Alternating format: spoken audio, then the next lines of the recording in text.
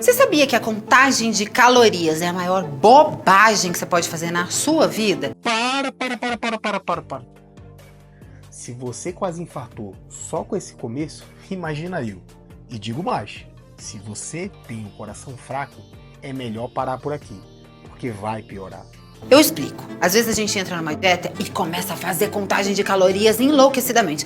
Eu só posso comer 1000 calorias, eu só posso comer 2000 calorias. Isso não significa nada. Considerando que para que ocorra o consumo dos seus estoques de energia, também conhecido como gordura, é fundamental que exista o déficit calórico e que para que exista o déficit de forma previsível é necessário calcular as calorias, calcular a sua taxa metabólica basal e os macronutrientes que vai se distribuir num cardápio.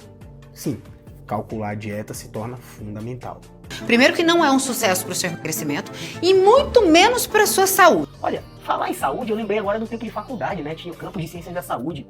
E eu lembro que tinha um pessoal gente boa que costumava se reunir pra ficar com essa mesma groselha aí de contar caloria. Era o pessoal assim, acho que se reunia numa tal de faculdade de nutrição. Por quê? Porque a proteína, por exemplo, ela ajuda nos seus músculos e ela vai acelerar bastante o seu emagrecimento e principalmente a construção dos seus músculos, a recuperação, por exemplo, depois de um treino. Na verdade, quando você ingere um alimento fonte de proteína, entre outros macronutrientes, é aquilo, ele vai ser digerido e degradado em uma coisa chamada aminoácido. E os aminoácidos têm diversas funções no nosso organismo, inclusive participar da manutenção e da construção da sua massa muscular. Sim, de fato, a proteína tem esse papel de contribuir no processo de emagrecimento, devido à sua digestibilidade mais lenta, acaba lentificando o esvaziamento gástrico, fazendo com que você fique com maior sensação de saciedade, tendo menos fome, digamos assim. Além disso, quando ingerido em conjunto com o carboidrato, justamente por conta dessa dificuldade de digestão, acaba diminuindo o índice glicêmico da alimentação como um todo e, para completar, devido mais uma vez todo esse trabalho na hora de digerir, faz com que você tenha um gasto energético maior pela própria digestão da proteína. E que jamais vai compensar uma enfiada de pé na jaca. Principalmente de quem não está contando caloria. Agora, a quantidade, por exemplo, de carboidrato, de açúcar, além de fazer com que você perca os seus músculos, porque você não vai estar consumindo ali as proteínas necessárias. Para interessante é que ela fala como se, ao você optar por fazer uma ingestão adequada de proteína, você tivesse que abrir mão da ingestão adequada de carboidrato.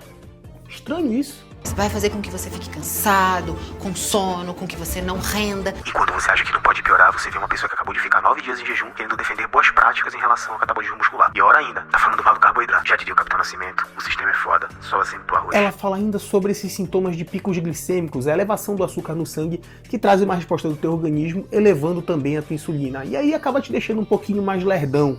Mas sabe quem faz isso? Quem não tem uma dieta equilibrada e calculada. Eu quero dizer que você pode comer 2000, 3000 calorias e emagrecer muito mais do que quem come 800 calorias.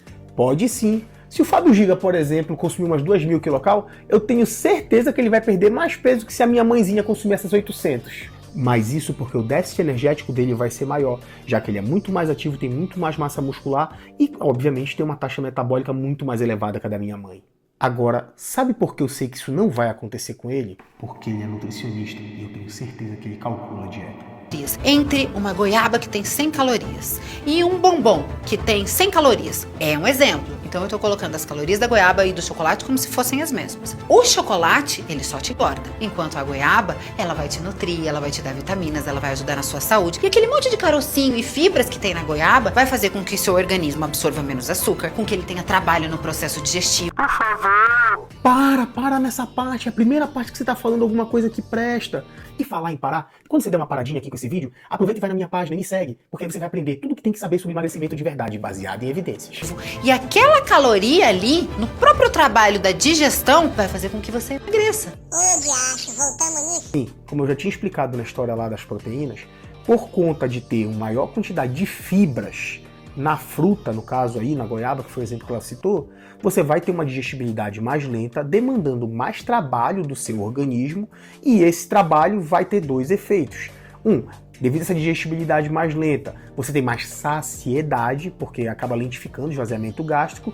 2, você vai ter uma coisa chamada termogênese induzida pela alimentação. Dessa forma, o seu déficit energético acaba se tornando maior. Mas assim, de novo, Nada que compense uma enfiada de pé na jaca. Enquanto as mesmas calorias de um chocolate vai te engordar. E lembrando que você nunca deve olhar um alimento de forma isolada, tem que olhar o contexto, tem que olhar o todo. E sabe quem que olha o todo? O nutricionista, na hora que ele vai calcular sua dieta e vai parar para perceber toda a sua rotina de vida, suas necessidades e o seu objetivo. Então, se você anda contando calorias, pode ter certeza que você está mal orientado. Você pode comer muito mais e emagrecer muito mais rápido. Olha, pelo menos no final do vídeo eu consegui entender do que se tratava. E assim, foi um pouquinho complicado, porque eu sou médico. E aí eu fiquei procurando a resposta na medicina, na nutrição, mas no final das contas eu encontrei a resposta só na filosofia. Esse vídeo se tratou de uma falácia. Fica aqui com um conceito, ó. É isso, uma série de afirmações desconexas te levando a lugar nenhum para parecer que fosse alguma coisa relevante ou verdadeira. Mas não tinha nada de bom nisso aí. É importante a gente reconhecer a importância do papel exercido pelo influenciador fitness. É claro que eles têm o lugar deles, mas o lugar deles é aonde? Incentivando, estimulando, dando exemplo. O que você não pode fazer é utilizá-los como fonte de conhecimento, senão você vai cair em péssimos conselhos, ou como nesse caso, falácias.